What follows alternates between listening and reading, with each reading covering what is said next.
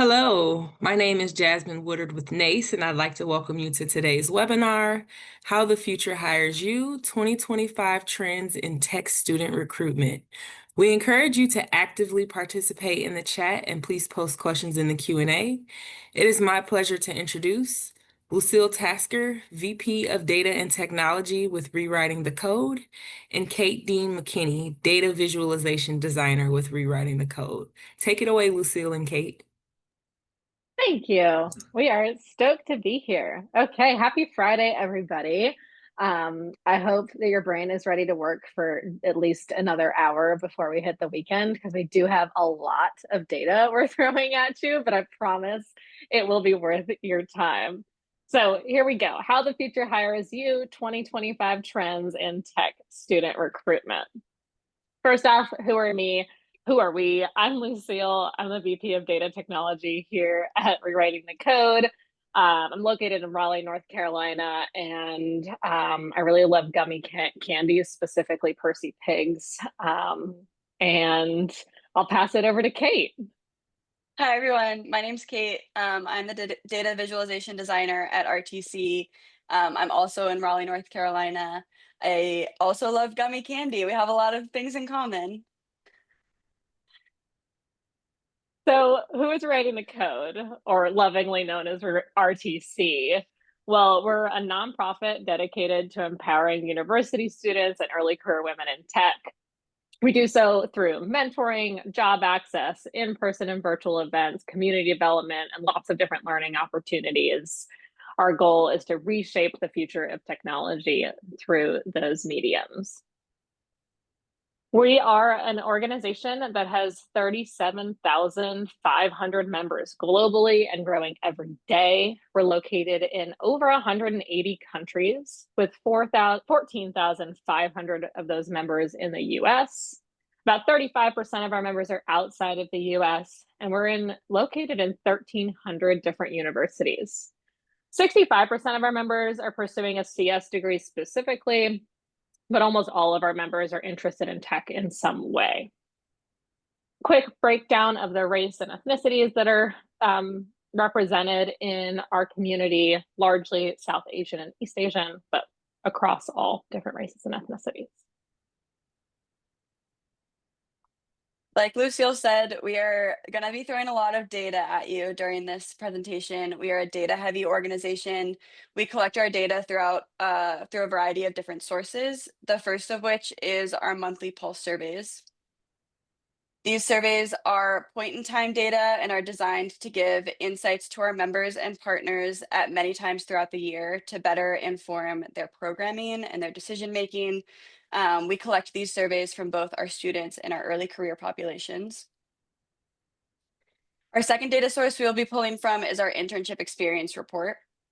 The internship experience report comes from the internship experience survey that we send out in August of every year. This goes to anyone who participated in an internship that summer, and it is designed to give us data and insights into the best parts about their internship and the parts to discuss with our partners to improve upon. This data helps us understand what drives students to accept a return offer and the best ways to support them throughout the process. This year's report is available to download on our website. And our third data source is our recruiting experience survey.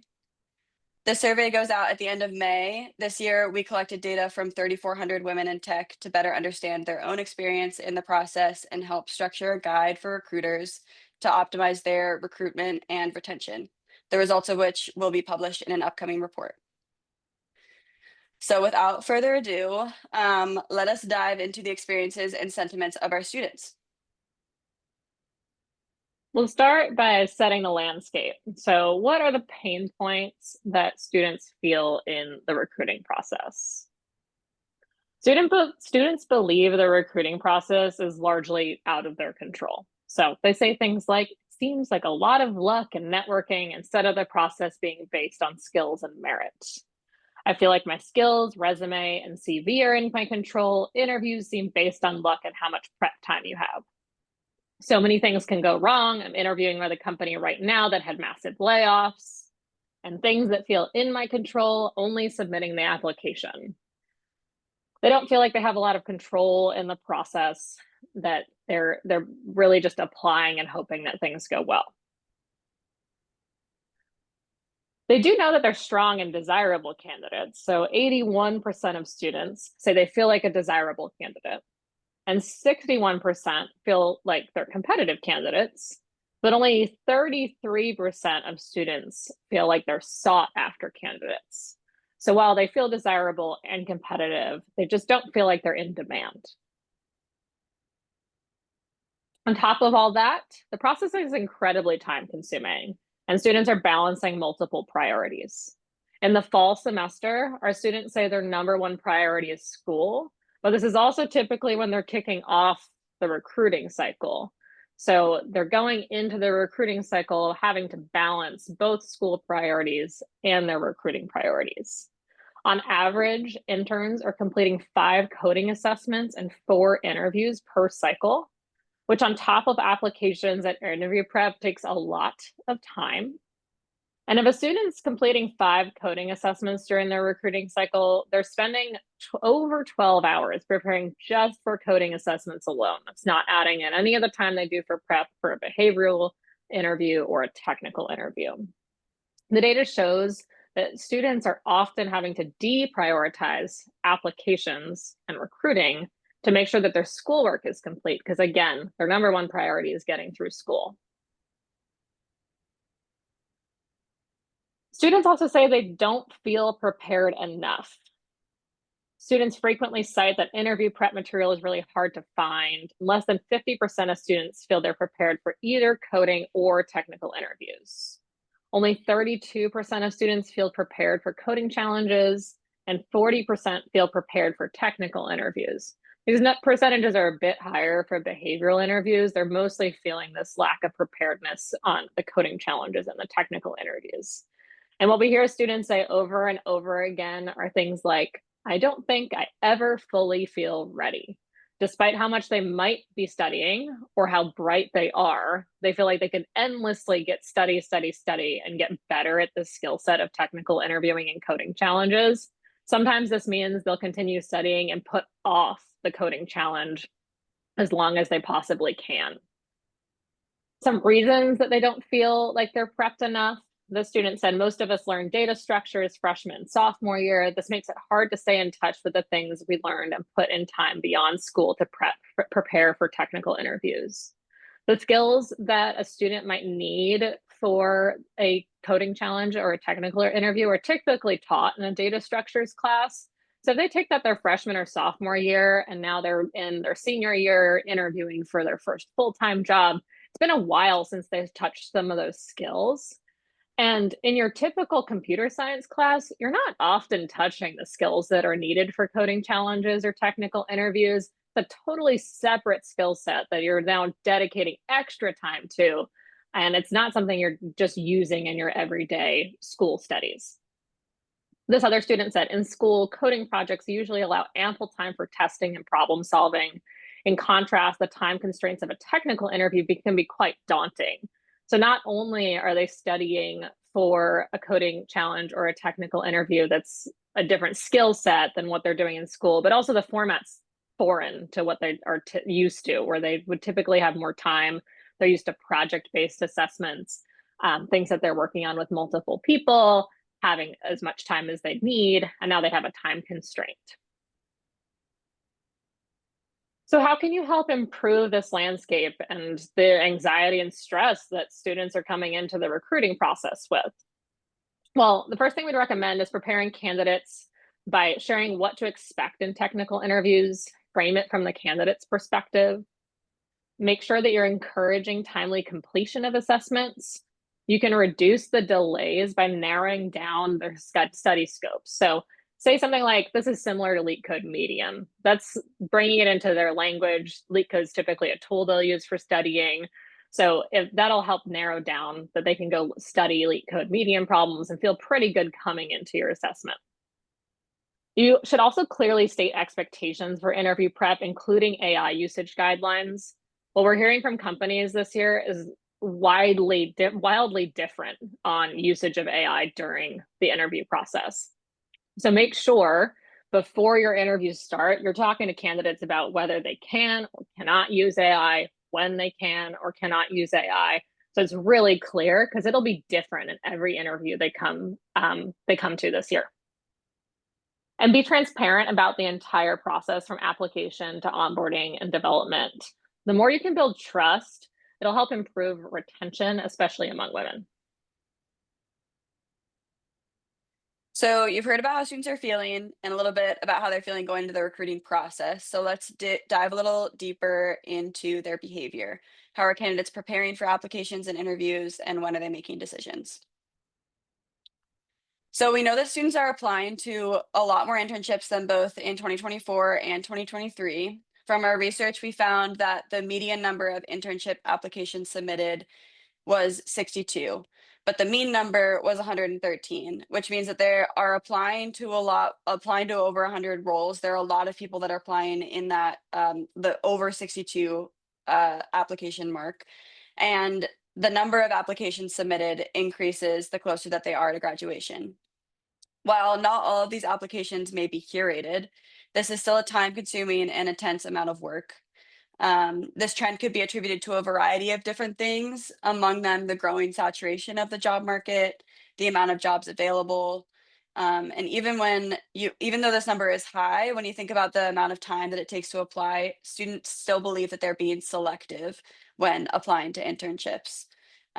So even though that we might think that that number is high, we also know that it takes a lot of time. Students still, even when they're applying to that many internships, they still think that they're being selective. We also found that students are prepping for interviews in largely similar ways. Like Lucille said, they're still leak coding, they're watching videos on interviewing, and they're still doing mock interview practice, with a notable exception this year that the use of AI has increased to the fourth most prevalent study tool among interns.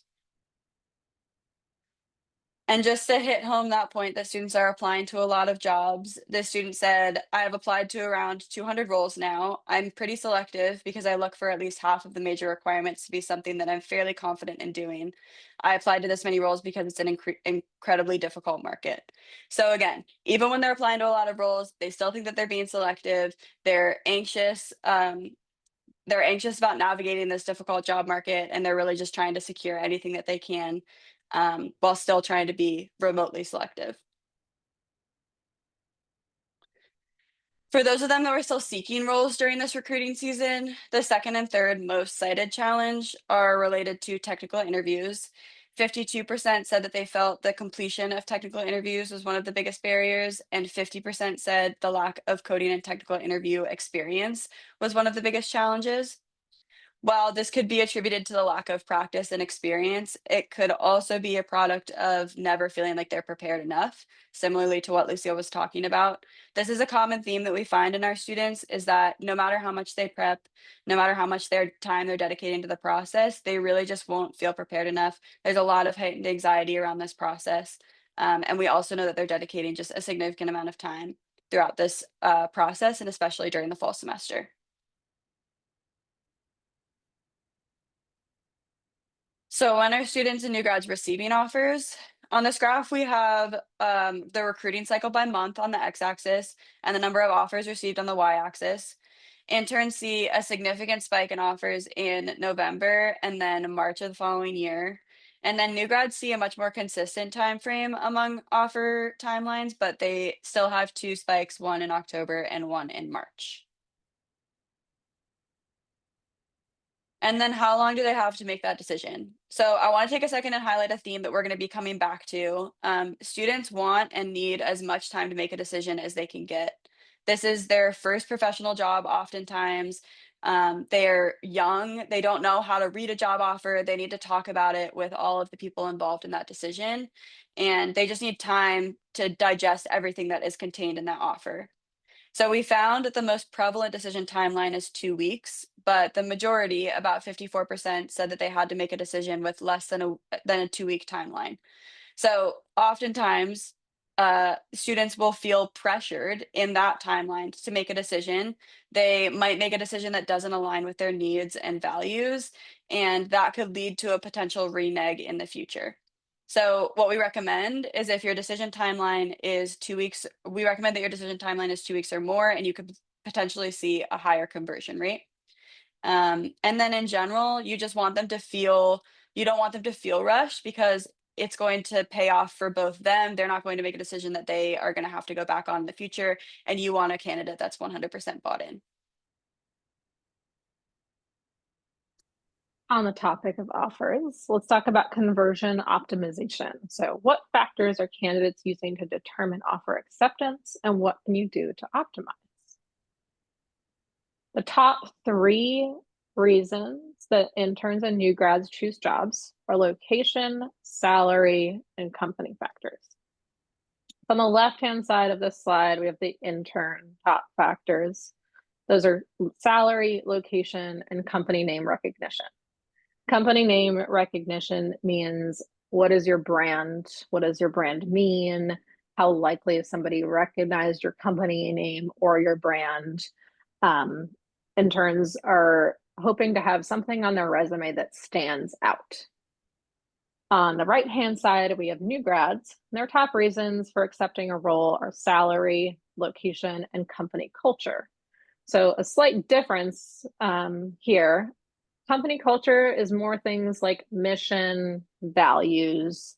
What does it mean about them to work at your company? What does it mean to them to work at your company? Some things you can consider when you're trying to get a candidate to choose your company for company culture. Make sure you're being clear about your mission during the entire recruiting process. Help the candidate connect with your mission, get excited about it, because ultimately for a new grad, that's one of the top reasons they're choosing to come to your company. Perhaps you're engaging a candidate with a recent grad or somebody that's been working at your company for a while that can connect on what it's like to work at your company and get them really excited about the things that they're going to build or work on when they get there. Again, keep tying back into the values of your company, tie back into the mission of your values so they can get on board with that. Top locations for 2025 internship and new grad jobs. Again, top reason from both interns and new grads is location. Top 3 locations have stayed consistent for many years now. That's New York City, San Francisco, and Seattle. Now, of course, if your company is not recruiting in these top locations or you're trying to recruit for a role that's not located in these top locations, what you need to do is consider ways you can increase the excitement about the city that you're in, because it is a big factor in top 3 factor for how they're going to choose their offer. So potentially highlight fun things to do in that city, maybe fly out candidates during the interview process. If you have an intern you're trying to convert to full-time, maybe you have events during the internship so they can get excited about living in that city. For new grads, perhaps you're sending them apartment options or telling them a bit about the different areas in your city and what it's like to live there, or connect them with somebody that recently moved and they can help them figure out the new things that they should learn about a city or why they should be excited about living there. So we know that location is a top factor. These top 3 cities tend to be a no-brainer for students. But if you're outside of these cities, think about creative ways that you can really get the candidate excited about going to that city. Now, how likely are students to accept a return offer? 28% of interns receive a return offer. So that's an intern that's going to come back as an intern again. And then 72% of new grads received a return offer. So they had an internship and now they're receiving a new grad offer to come back full-time. Of the interns that receive an internship offer, 46% of those offers are accepted. And then of the new grads, the interns that now receive a new grad offer, 82% of those offers are accepted. So interns are less likely to accept their return offers. They're typically excited about trying another opportunity, continuing to build out their resume, gaining different experiences. Our new grads are motivated to secure their full-time role. They've probably done a few different recruiting cycles. They don't want to do another recruiting cycle. So they are excited. If they had a great time at your internship, they're excited about where they're going. The salary meets the mark, the location meets the mark. Again, company mission, you're probably checking that box if they had a great internship. Then they're motivated to close out the recruiting cycle and accept your return offer. Now, of course, if we're talking about return offers, we do need to discuss renegs. So I'm going to spend some time talking through our reneg data. We have a lot of it. It's a mixture of data from surveys and interviews. But the reason that we really did a deep dive into renegs is because our company partners were coming to us and saying that they felt like there was an increase in renegs, and we wanted to see if that was true, and if so, how our students are feeling. So what they were reporting was that they felt like their renegs were increasing, and they are. Renegs increased 4.3% in 2025. Our team conducted 4 interviews over the last couple months to get a better understanding of the reneg sentiment, and we spoke to both students and a senior level tech developer to get an understanding of maybe the discrepancy or how the landscape's changing. So I'm going to read some quotes. We pulled these quotes because they're representative of the various buckets of reneg sentiments. The first one: I know remote jobs are enticing for people who want the flexibility, but early on in my career, it was something that deterred me and pulled me towards the company that she ended up going with. And what we see with that sentiment is that, and we'll come back to this later, the internship setting plays a big role in deciding which role they're going to go with. And I think that oftentimes interns want in-person roles because they want to be able to build skills outside of just what their job is requiring of them. The second one is, while I understand the company's disappointed response, it felt unfair since they do recruiting so early. They finish for the following season before the current summer even starts. So again, we'll get into this a little bit later, but this is highlighting the sense that companies have to start recruiting earlier than even that current internship, like before that even starts. And that causes a lot of anxiety with our students because they feel like they have to make a decision before they even have started their current internship. They don't know what they want. And they feel pressured or rushed. And also, the longer that they have in terms of time between when they accept an offer and when that internship actually starts, the more likely they are to continue pursuing other opportunities, continue interviewing, continue looking for other jobs. And then the last one is probably the biggest sentiment that we find. I would say that the primary reason for reneging was the role and new opportunities. So this is just highlighting that students are anxious. They're going to accept that first offer that they get, but they are going to consider, is this offer something that I want to the path that I want to be going down? Should I be looking for something that's more aligned with what I want?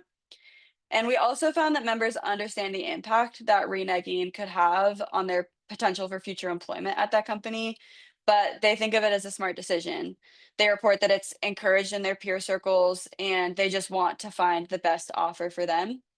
The senior level developer, on the other hand, shared that when she was in school, that reneging was highly frowned upon and that no one reneged. So we're finding that that culture is shifting and that it is increasing from year to year. In October of 2024, we surveyed our members and found that 54% of them felt comfortable going back on an offer that they had already accepted.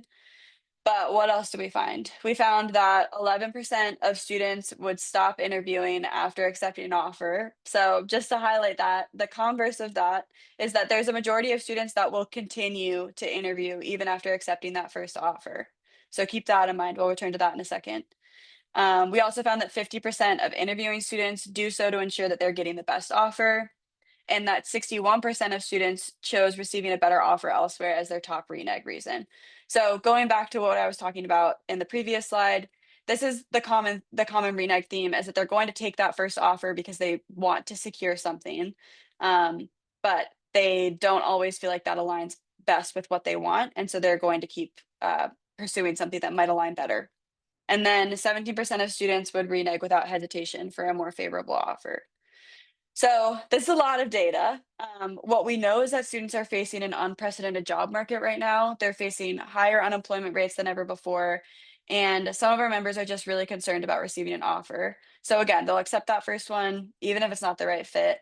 they don't want to renege. We also found that it's not like an easy decision for them. They still have a lot of anxiety surrounding that process. They get nervous sending the email.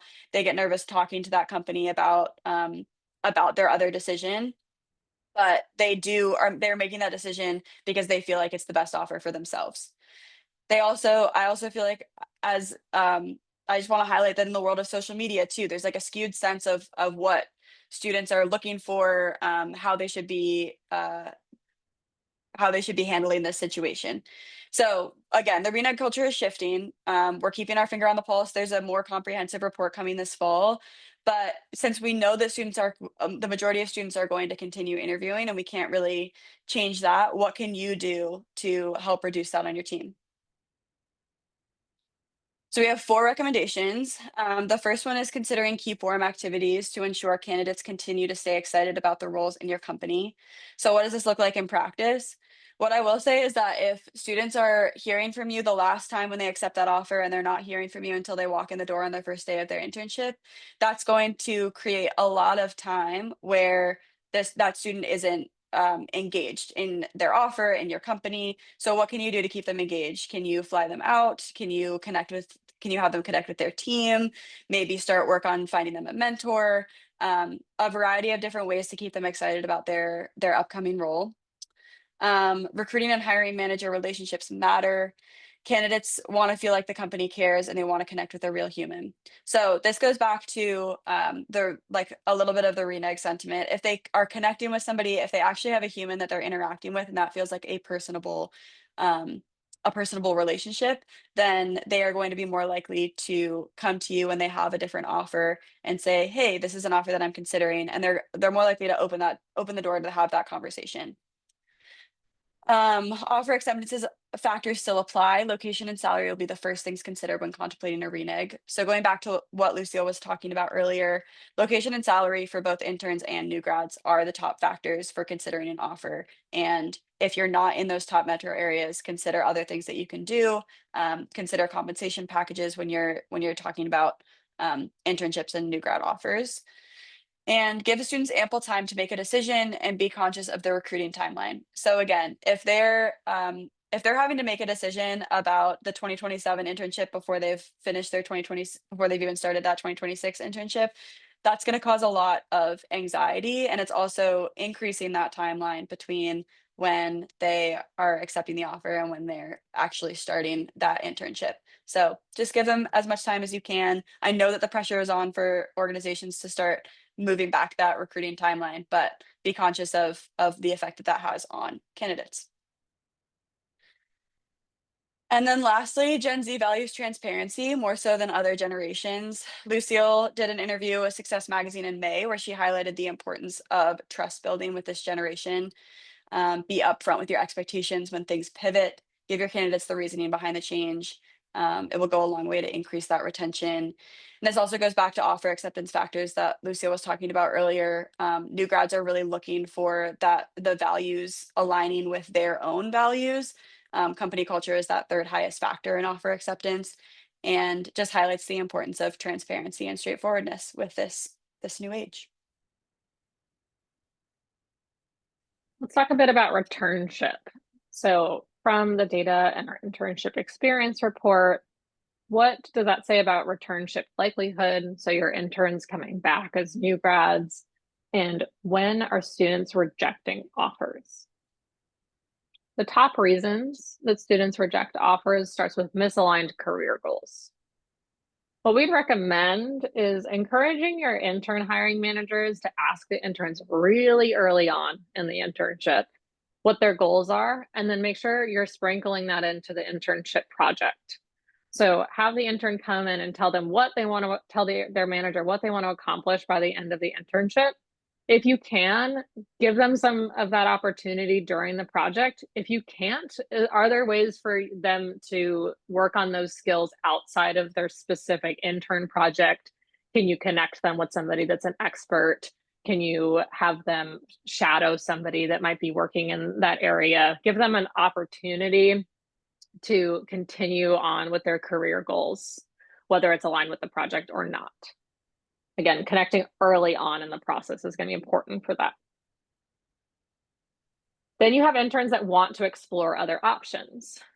If during the internship, you can connect your interns with opportunities to network inside of your company, outside of their immediate team, they may be exploring other options during the internship. And perhaps they come to you and say, I'm more excited about working on this team, but they'll still be within your company. So consider having your interns meet with other teams that are adjacent to yours, have them learn about what it's like to work on those teams. Perhaps they can shadow on those teams during their internship. Encourage them to have coffee chats with those teams, with other teams, and learn about their roles, what they might be working on. Work-life balance. This is the first time the students likely had a full-time job, certainly in the capacity of a technical role. So intern programs should really teach interns how to set boundaries and how to set clear expectations on their work hours. I often think that the intern says they had bad work-life balance because the intern didn't know how to work-life balance. So they may be setting themselves up for failure. If you think that you can, I would encourage you to talk to your intern about how much they should be working and set themselves up for success, and so that they'll feel excited about coming back. They also want to put their best foot forward, especially if they're trying to get a return offer. So they may work themselves too much to get that. Team or manager issues, this one's at 13%. So we'll call out to proactively let interns know how to reach HR should they have a genuine concern about their team or their manager. Compensation concerns. Be really transparent throughout the recruiting process on your compensation philosophy and what they could expect if they're coming back as a new grad. And then lack of growth opportunities. I think this one ties in to wanting to explore other options. Again, find ways to introduce interns to cross-functional teams and teams in different orgs, shadowing, coffee chats, get them connected. I think it also helps them understand how a large organization works, how a product gets built, and that may get them more excited about working at your organization. So how do you combat that? Our research from our internship experience report found that internships with these three things were more likely to retain interns. This is not everything, but these are the three that we want to highlight and the three that we found most important. Our internship, they found that structured resources, which consist of clear expectations, timelines, and documentation, consistent mentorship, and intentional connection are all very important parts of for retaining interns. With structured resources, interns are 47% more likely to accept a return offer. With consistent mentorship and intentional connection, both increase. We will be diving into both of these a little bit more, but with consistent mentorship, they are 36% more likely to accept a return offer. And with intentional connection, they are 22% more likely to accept a return offer. With interns with just one of these steps implemented, we're 37% more likely to accept a return offer than those with no steps taken. So we wanted to highlight these, consider these as you're structuring your 2026 internships, and then we'll dive into these last two a little bit more.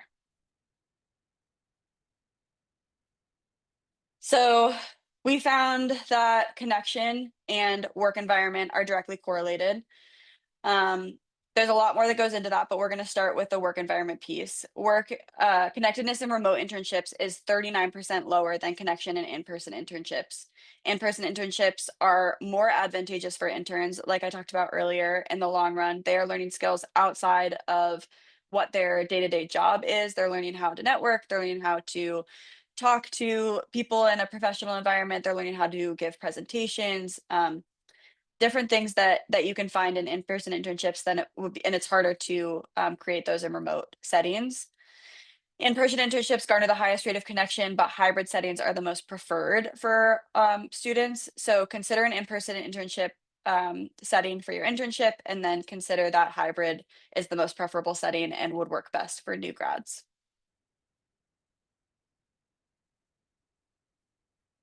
And then internship connectedness increases a student's likelihood to accept a return offer. So this goes beyond just the internship setting. While the setting is important, it's also things like networking and events. If they felt connected during their internship, 78% would accept a return offer. If they felt disconnected, only 56% would accept a return offer. So consider the variety of ways to increase that connection, such as networking, events. That's just beyond just in person, and also how can you engage your interns a little bit further than just having that in-person setting. And then diving into mentorship, we know that intern mentorship increases a student's likelihood to accept a return offer, and it is advantageous for your company to have a structured intern mentor pairing and regular meetings. If they met with their mentor at least once a week, 79% of interns would accept a return offer. That decreases 21 percentage points if they did not have a mentor. So provide your interns with mentors, ensure they're a good fit, ensure they have routine schedules. Students want to have someone that they can go to and ask for advice. Again, they're still learning, they're still growing. So make that an intentional conversation and intentional structure.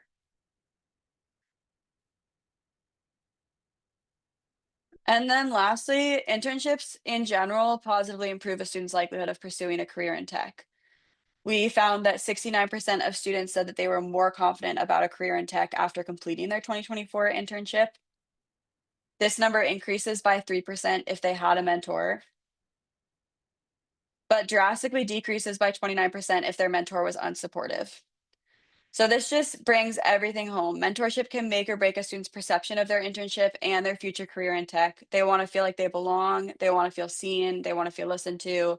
But they also, like we were talking about, Gen Z can pick out that they want you to be transparent, but they also will be able to tell what's real connection and what's just checking a box. So having a mentor is that first piece, but having a supportive and in-tune mentor is also crucial. It helps facilitate higher conversion rates, yes, but it also fosters growth and increased connection, which is what we really want for these young women in the long run. So with all of that said, we threw so much information at you. We threw so much data, but we want the big takeaways from this presentation to be: one, consider the impact of mentorship and connection on internships, and consider ways to implement these steps in your 2026 internships. Understand the primary motivators of interns and new grads on accepting and reneging offers and how to combat these, and plan a comprehensive and thoughtful process that benefits both recruiters and students, to make a smooth process from beginning to end.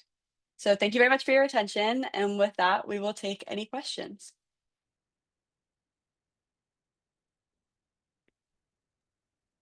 There is a Q&A at the bottom of your screen. If you have questions, you can throw them in there.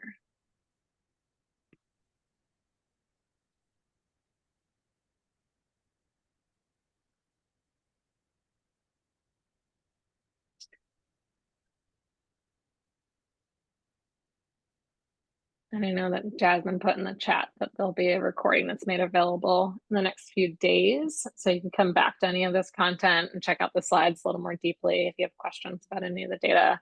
I'm also happy to jump back to a slide if folks have questions about something specific.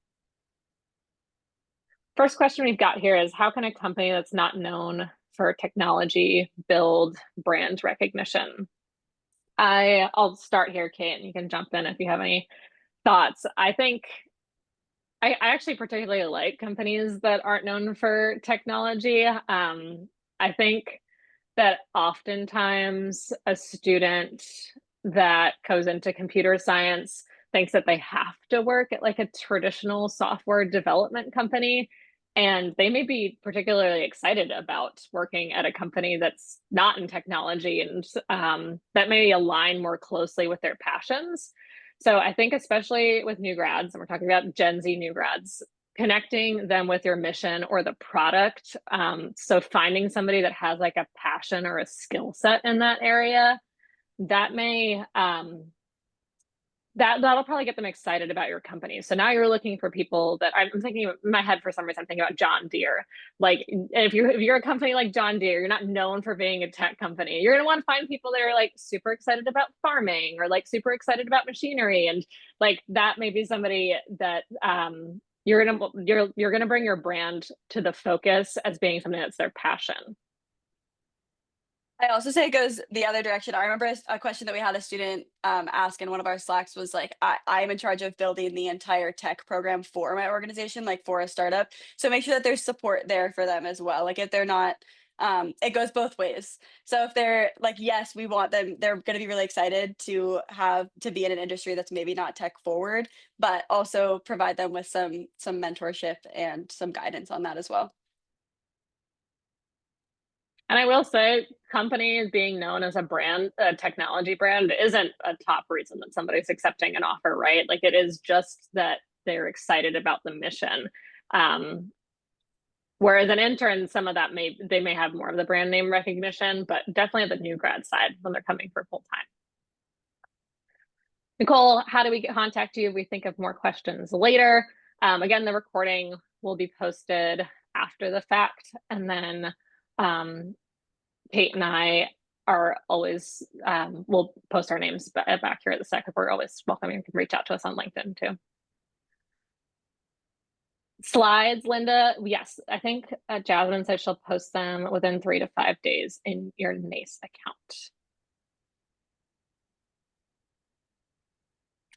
All right, we've got another question. I've heard mixed feelings on career fairs being impactful. How do students feel? I'm gonna say most of the information that I've got on this is anecdotal. I can't think of anything, any like specific survey question we may have asked. I think it's going to depend on your candidate and the types of career fairs that you're going to. Now, of course, Kate and I are specifically focused on women as candidates. So when we're talking to women, we know that career fairs, I think, will disadvantage them. They feel like they're in a sea of people that don't look like them. They feel like it's harder to speak up in those situations. They're standing in long lines, having very short conversations. It takes a lot of time out of their day. And again, if a career fair, it's typically campus career fairs will happen during the fall semester. If they're going to pick spending 2 hours standing online to talk to a recruiter for 30 seconds during the fall semester or go study for that class and hopefully get an A, they're probably going to pick go study for the class and hopefully get an A. So I think that's where you're going to get the balance of school versus is the 30 seconds in front of the recruiter actually going to matter? Kate, have you heard anything?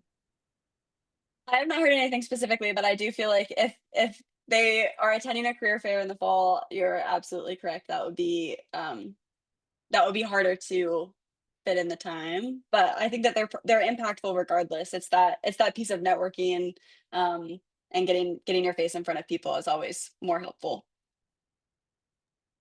I myself was actually a computer science student. And I was not a fan of career fairs. I felt like they were a waste of my time. I just felt like I was standing online all the time. Um, and that typically those connections didn't lead to a whole lot. And I think, and like we talked about this at the beginning, like this students just feel like they're just like applying into a void that it's not doing a whole lot. Like there's that sense of just like they're not sought after candidates. And I think when you're at a career fair, that gets worse because if there's like lines and hordes of people, you're just going to feel more and more overwhelmed by the whole process. Lydia asked, what other key form activities have students shared they appreciated from an employer leading up to the start of the internship?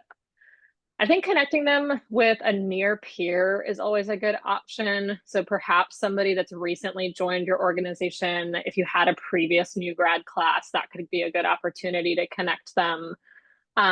They really want to feel like their hiring manager cares about them, like the people or somebody on their team actually cares about them. When I did these interviews with the students that reneged, they just didn't feel like the company cared about them all that much. So they were more amenable to the idea of going somewhere else.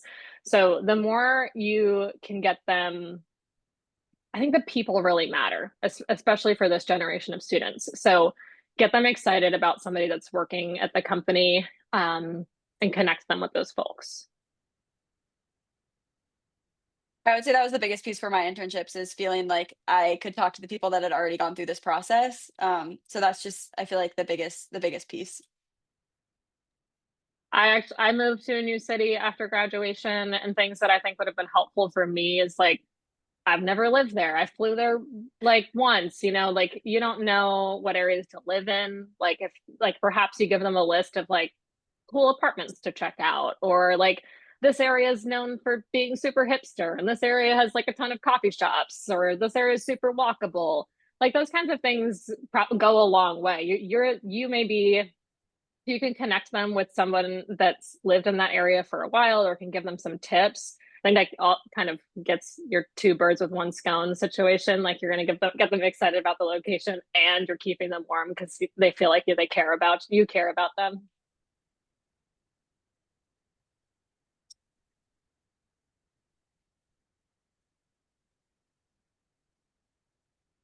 These are some good questions. Yeah. Oh, I like your I note, Kate, about career fairs being extrovert affirming. I agree. Some introverts are great. yes. It does cater towards the extroverts in the world. Well, I put our emails and you can find us on LinkedIn. So feel free to reach out to either of us at any point in time. This is our bread and butter. We love talking about this stuff as we all do at RTC. So do not hesitate to reach out if you have any more questions.